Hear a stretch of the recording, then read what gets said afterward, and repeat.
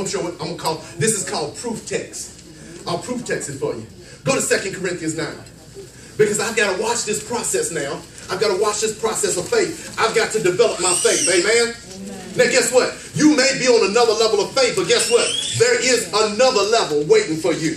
So you never get to a place of complacency where you say you know everything. Amen? Amen. Now watch this. I may quote a scripture. You say, well, I heard that before. Faith does not come by having heard. Faith comes by hearing. Amen? So I've got to stay in a place where I'm continually hearing the word because I need change in my life. And see, I'm not talking to the whole church this morning. I'm talking to them people saying, I'm tired of where I am. I'm ready to make a move. I'm ready to make a move. Because see, some folk will keep hearing the word, but they won't do anything about it until they get sick and tired of their situation. You get sick and tired of catching the bus long enough, you'll get in the word and begin to believe with God. I might as well try what God says. I'm talking to those folk that are sick and tired this morning. Because see, if you're looking at your credit report, and you're looking at where you work at, and you're looking where you live, it's telling you that this is the best. Settle for this. Get comfortable where you are. But you got to understand that every time you get in the word, it shakes you. It provokes you. It's like somebody stomping on your feet telling you it's time to move because I cannot get happy where I am because of the word. The word is convicting me. The word is pushing me. And it's to the degree that you obey this word that you'll see a manifestation. See, you might be having a sickness, but you ought to get tired of seeing other folk get healed right beside you and walking out of this because they're obeying the word. Okay. Watch it. 2 Corinthians 9, verse 6. 2 Corinthians 9, verse 6. I'm teaching you the word because we're going to have victory in life. Amen? Now watch this. You must understand, me first of all, being the pastor, I must already have faith for what the word is going to produce for you before I preach it to you. Now, what I see the word doing for you through this series we're going through, I see new cars, I see houses, I see marriages coming together, I see families coming together, I see bodies healed, I see finances healed. I see, you got to understand that those are all spirits that come against you, amen? I see these things coming together through the word, but you got to obey the word. It's not good enough that you just hear the word. You got to walk the word out as if it's already happened in your life. Amen? Because the Bible tells us in Hebrews 11:1, now faith is. Not yesterday. Not he's going to heal me. You're not in faith if you say he's going to heal me. You're in faith when you say I'm already healed. I'm waiting for it to show up in my life. It's already happened according to the word. I've got to act according to the word so I can receive it. Okay. All right. Y'all got it? 2 Corinthians 9, verse 6. You got it? Amen. Need some time? Say, hold up. Hold up. All right.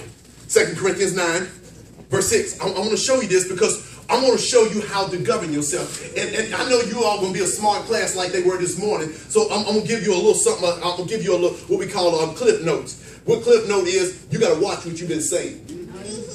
Most of you all are living out what you've been saying over your own life. You're already living it out because, see, you allowed the devil to teach you one word and you stayed on it. You reach in your pocket, you don't feel any money. You've been taught and trained by the devil to say, I'm broke, but the devil is a lie. I'm not broke. I'm blessed. I'm highly favored because I'm going to show you that the words that leave your mouth are not for your today, they're for your tomorrow. And if you want your tomorrow to be better than your today, you got to change what you say. Oh, Lord, I'm going to show it to you. I'm going to show it to you. It's in the word. It's in the word.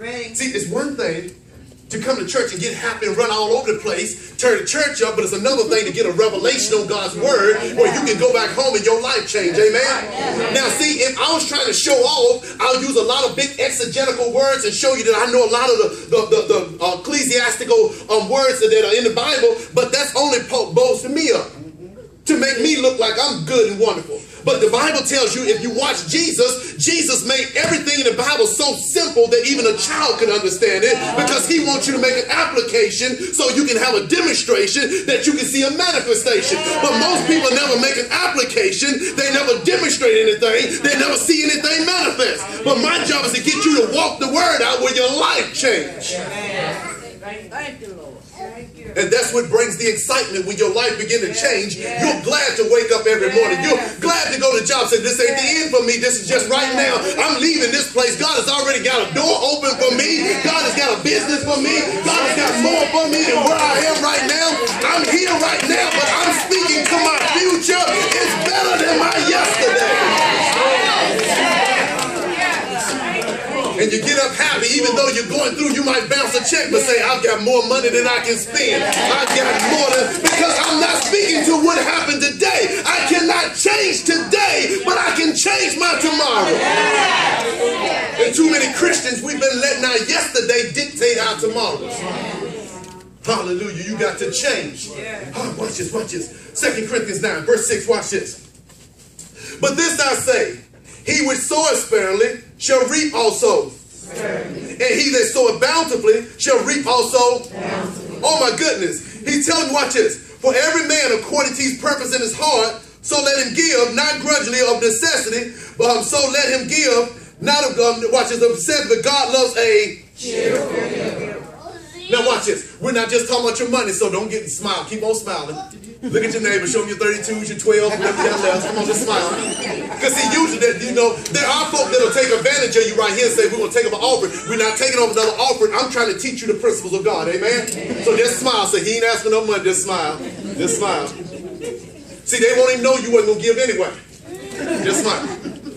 Because what I'm trying to show you, he's telling you, he that soweth sparingly, which will sow a little bit, gonna reap a little bit. All right.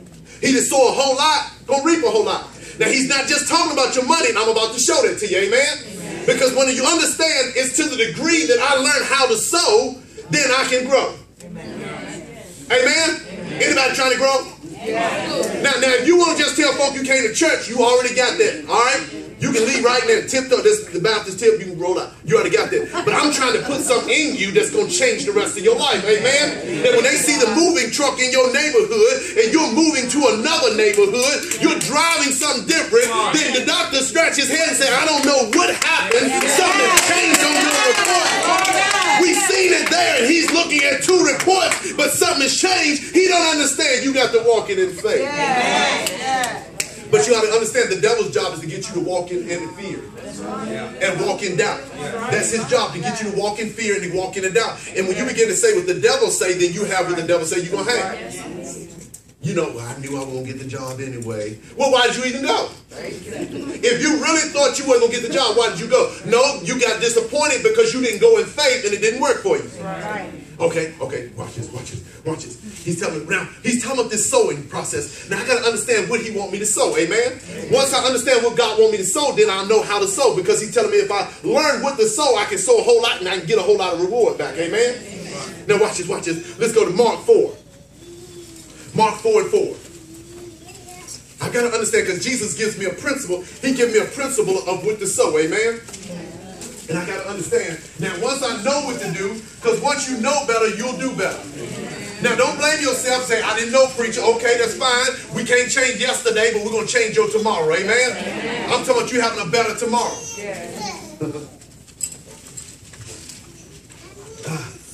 Mark 4 and verse 4. I hear them pages turning. You need some time? Say, hold up. Because the preacher moving. I'm moving. I'm trying to cover a lot of ground because I've got to get you to kick into gear. People in your neighborhood need to see God bring you out of some things. People on your job need to see God move for you. People around your family need to see God make a way for you out of no way. Where, see, a lot of times God will put you in a position that family can't help you, because soon as family help you, they'll take credit.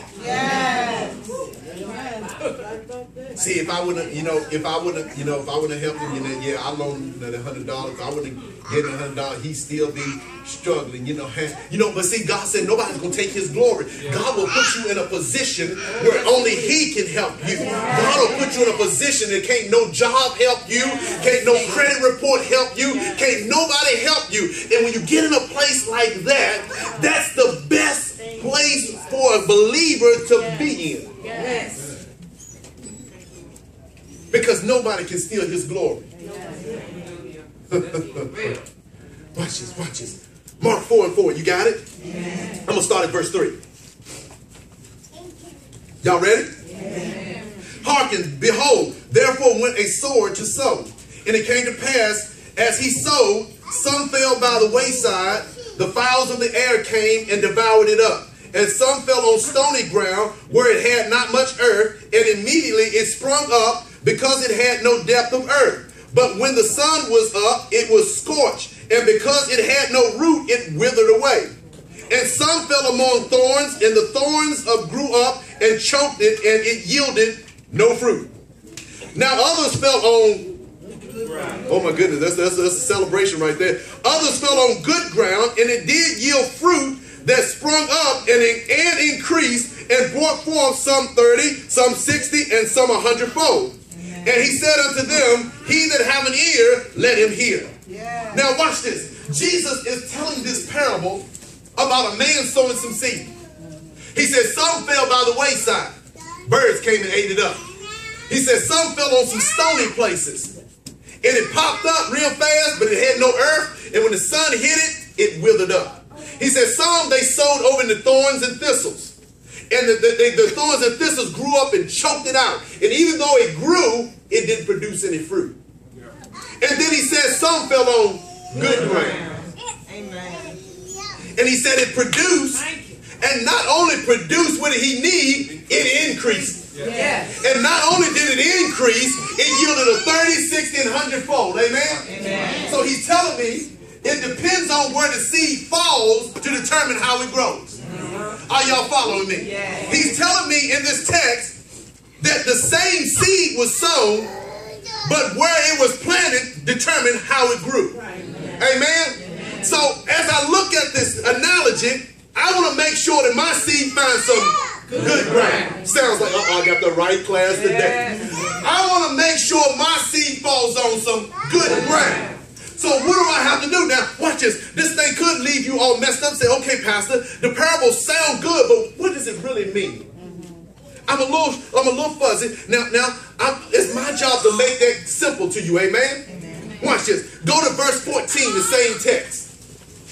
Because Jesus' disciples go to him, and they said, we know not this parable. We couldn't understand it, Master. You sound good, but we couldn't understand it. We said amen just because you were preaching it, but we didn't know what you were talking about. And Jesus breaks it down and makes it simple to them. Y'all ready? Yeah. Now watch verse 14. The sower soweth the word. The sower soweth the word. Oh my goodness. Okay. So the seed is the word. So he's breaking this down to help me understand now that the man that went forth, he was sowing words. Amen. And it depended on where the word fell, determined the harvest that I received. Okay, let's go on and see what he talks about. Verse 15. And these are they that was by the wayside, where the word is sown. But when they had heard, Satan came immediately and taketh away the word that was sown in his heart. Oh my goodness. Wait a minute. There go to Revelation right there. There go to Revelation right there. When the word is sown, it's sown into your heart. So it's not sown into my head, because if it's in my head, it's just a good thought. But when it's sown into my heart, it can produce some fruit. But the ones that were sown by the wayside says, soon as the word was sown, the devil came and stole it. That's why I encourage most of y'all bring your pen and paper, highlight and write stuff down. Because have you ever been to church and say, what did he preach about? And say, well, it was something about, he said something about victory or victory. That's the devil trying to steal the word. But if you got it wrote down, you can replant what the devil.